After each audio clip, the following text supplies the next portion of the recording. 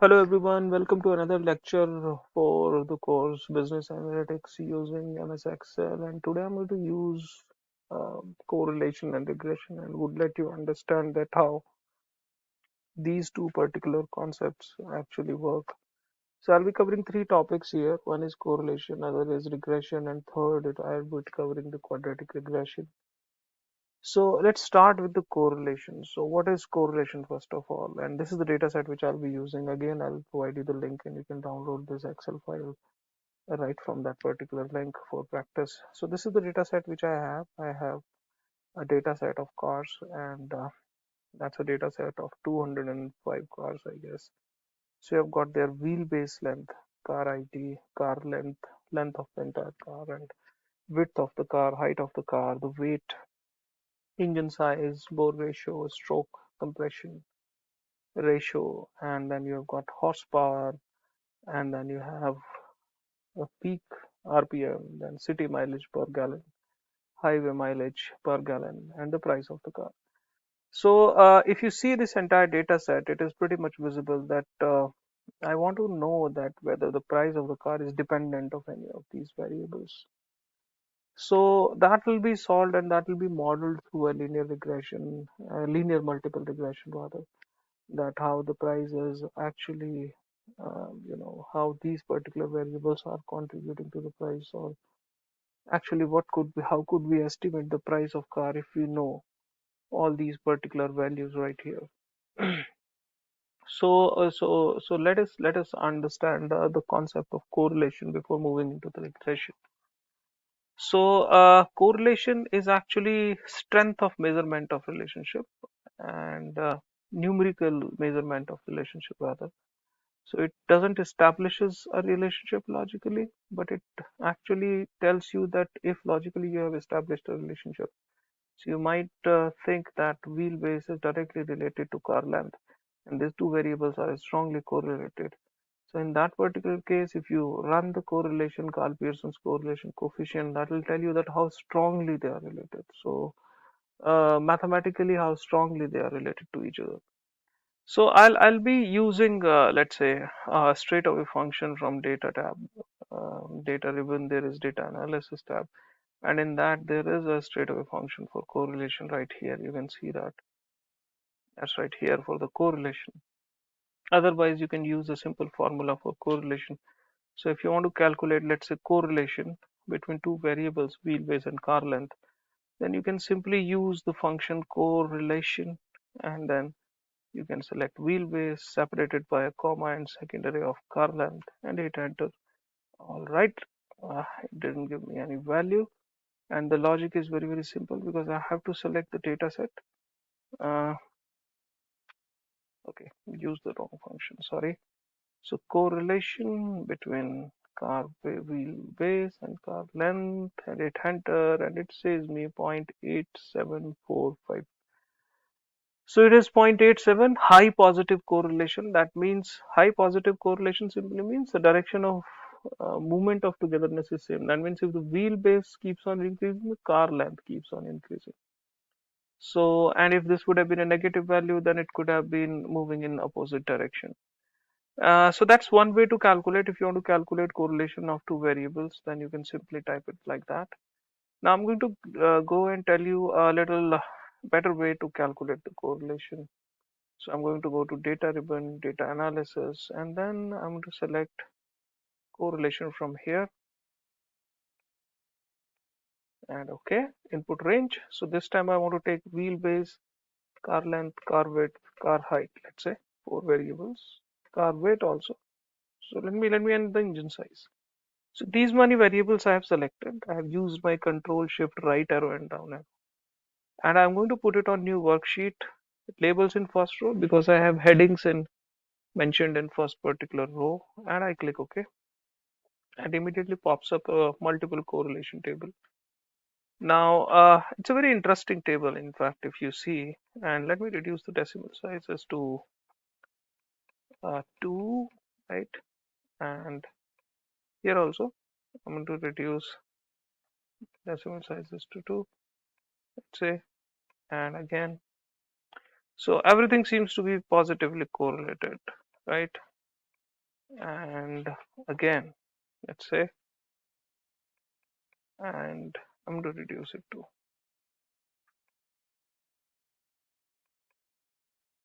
Look at this.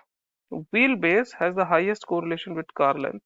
So if the larger is the car length, wheelbase, then the larger is the car length, the better is the car width. So it is also positively correlated with car width. The height would also be positively correlated. It would be more. The curb weight of the car would be higher also, and engine size would also be higher. So if you see, all these are moving in same direction. If when one increases, everything is going to increase here. The weakest correlation, in fact, I have between car height and car width. That means, yes, if the car height is more, the width is going to be more, but they are not very strongly correlated. That means this particular relationship is positive, but little weak in comparison to these larger values. The other weak value I can see here, car weight and car height. So curb weight and car height, sorry. So curb weight is yes, it is related to car height, but not very strongly. If you see the highest correlation, that is right here, car length and car wheelbase, and again you can see car height.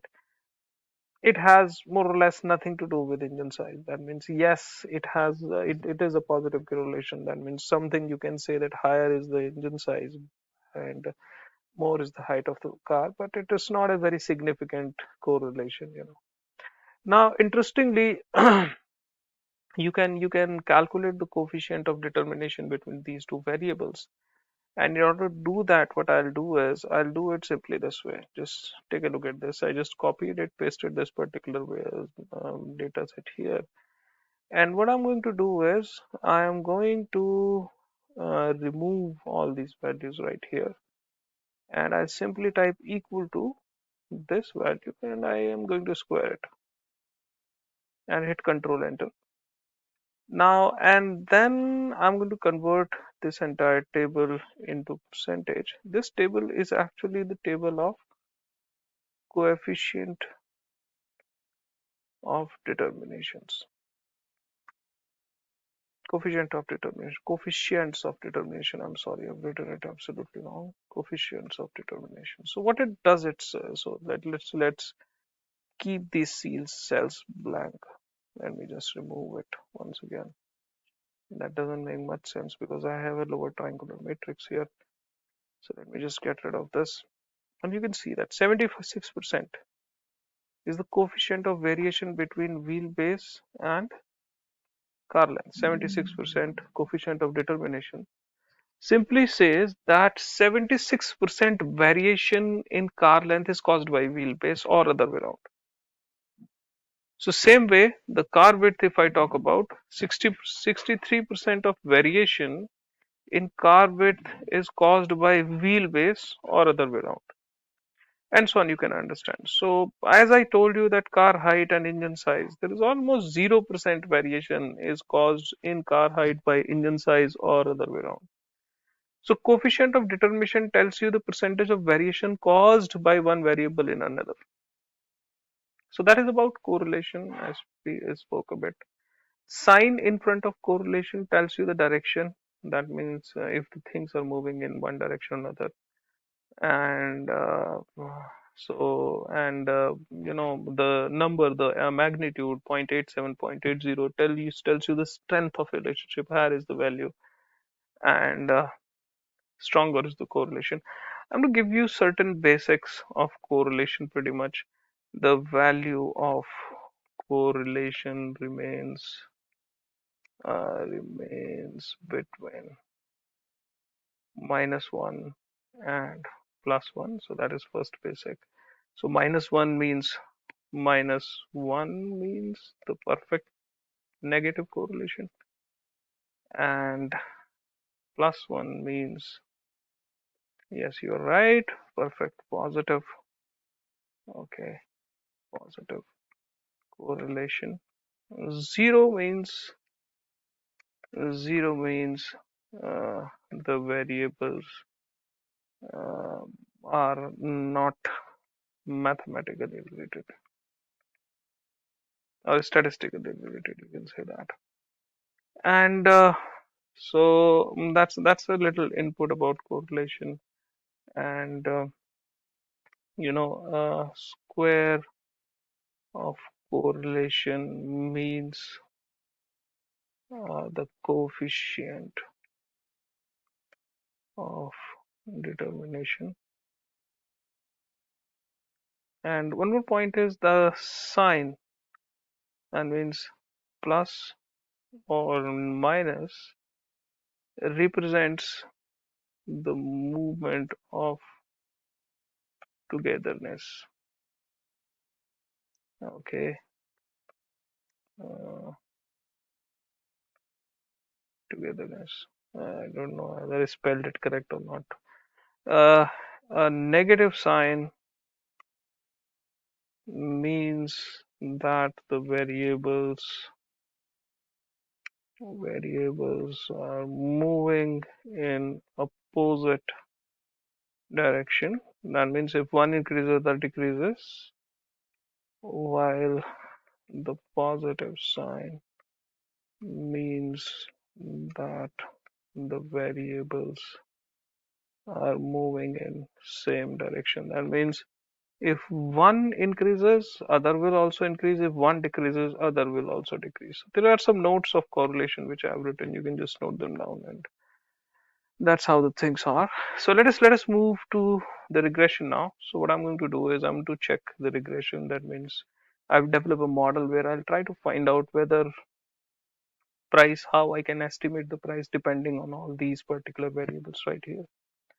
So in order to do that, I will use a very simple technique of multiple regression. I will go to data, ribbon, data analysis tab, and from here I'm going to select regression. So I'll run this regression in certain steps. I click OK, and my input range Y, for Y I'm taking price, let's say.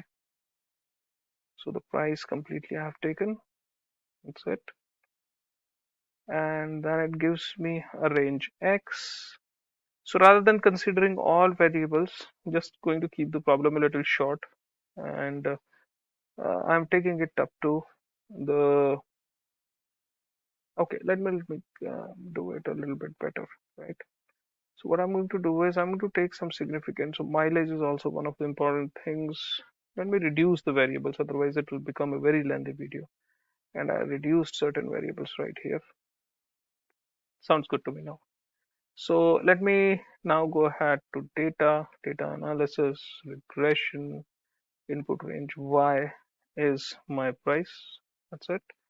Taken the price. So it is actually a dependent variable. That means price depends on all of them from wheelbase to highway mileage per gallon. So I have taken my independent variables and dependent labels in first row. I'll keep rest of the things same.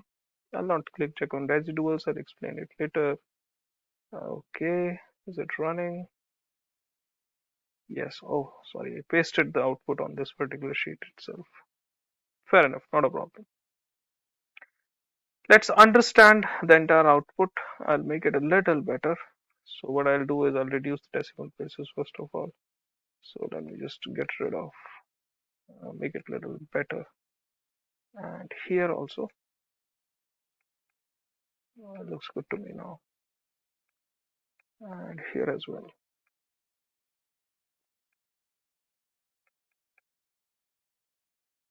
Okay, let's go ahead. Let us understand the output very quickly. Multiple R, 0.90. That means 90% of the variation. Sorry, not that. This is the positive correlation. That means all these variables are positively correlated. So they show an overall average positive correlation with the price.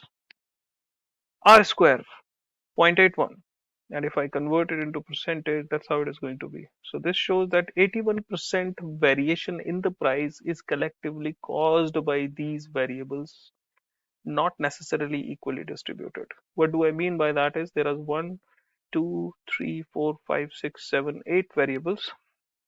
So all 8 variables are contributing or causing 81% variation in the price. Not equally distributed simply means I cannot say that 81% means roughly 10% by each of them. No, not like that. So some could be more, some could be less. but in total 81%.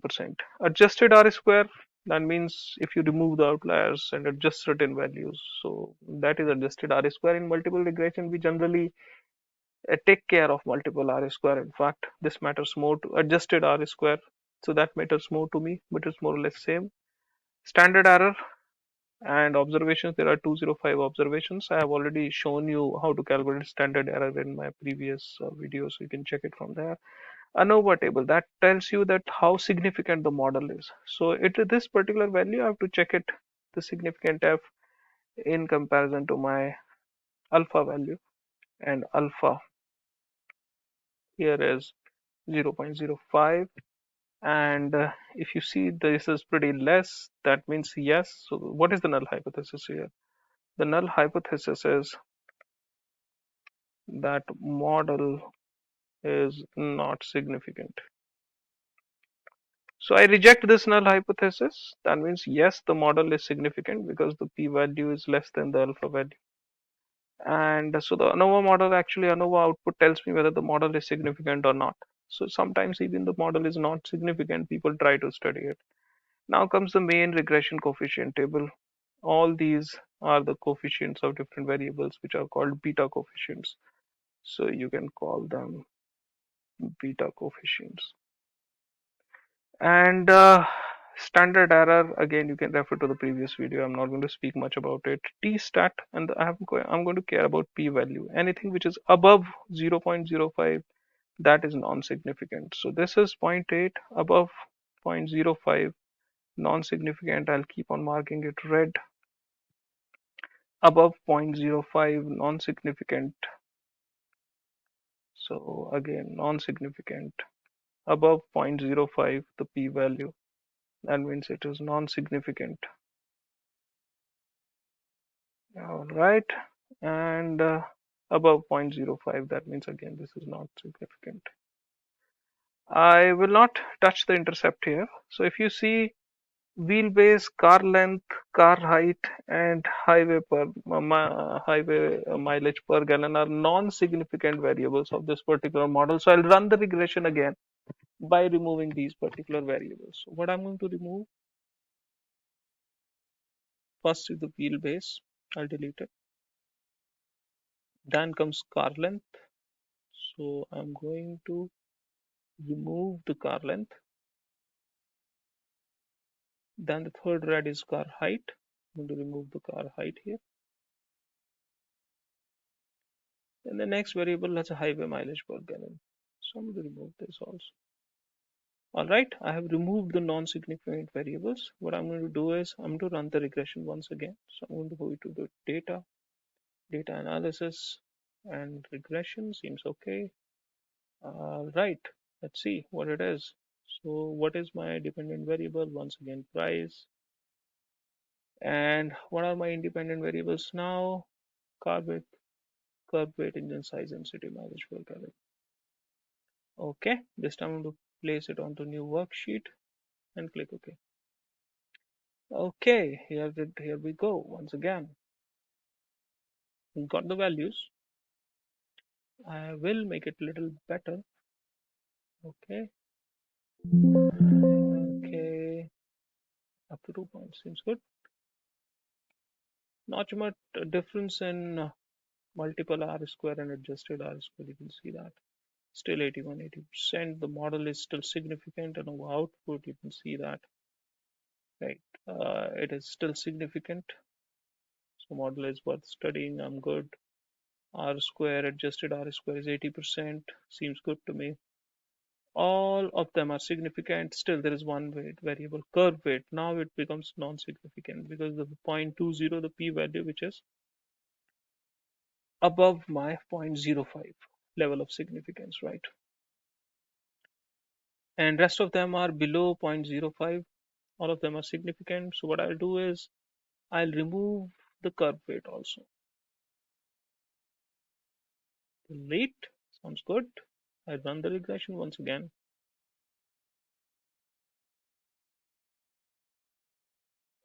Okay, and again, this is my dependent variable.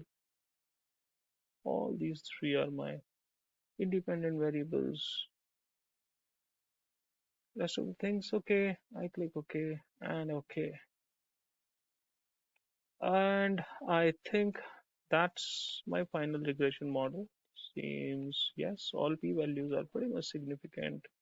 Look how wonderful it is coming up.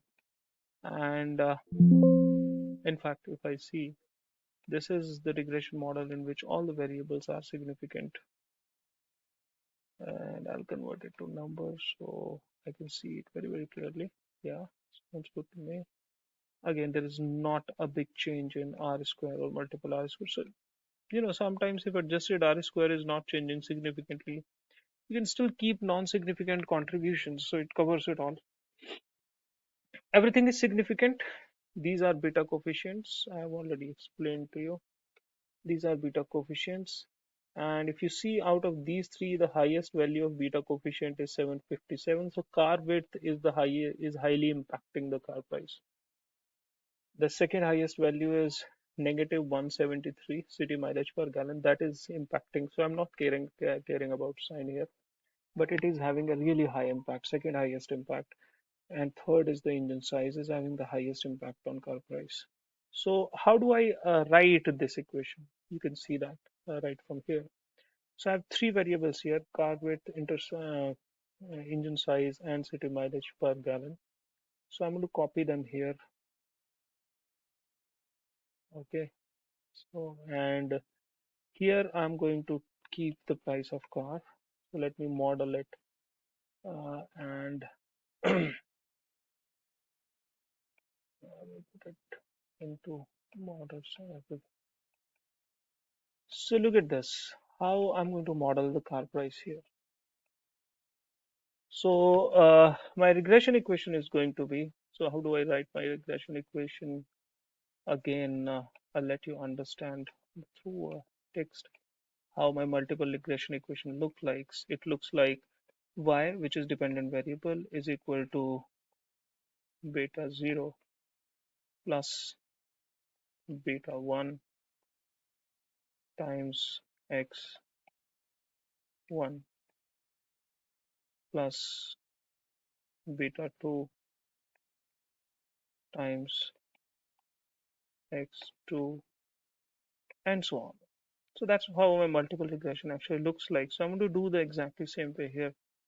So this is my price, which is actually y,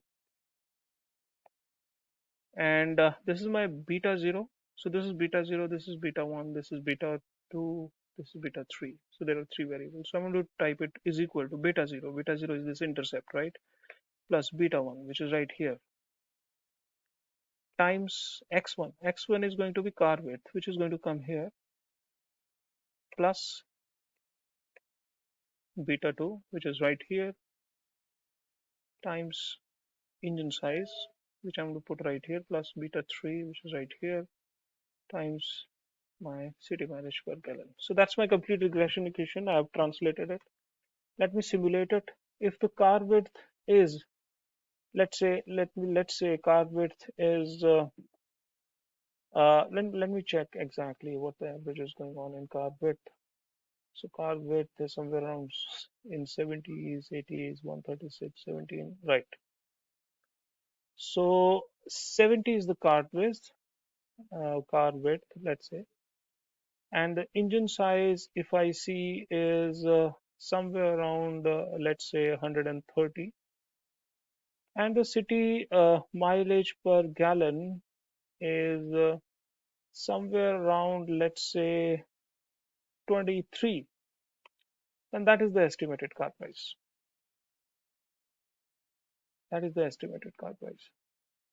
So you can see that how the car price you can estimate for different car weight, engine size, and city mileage per gallon.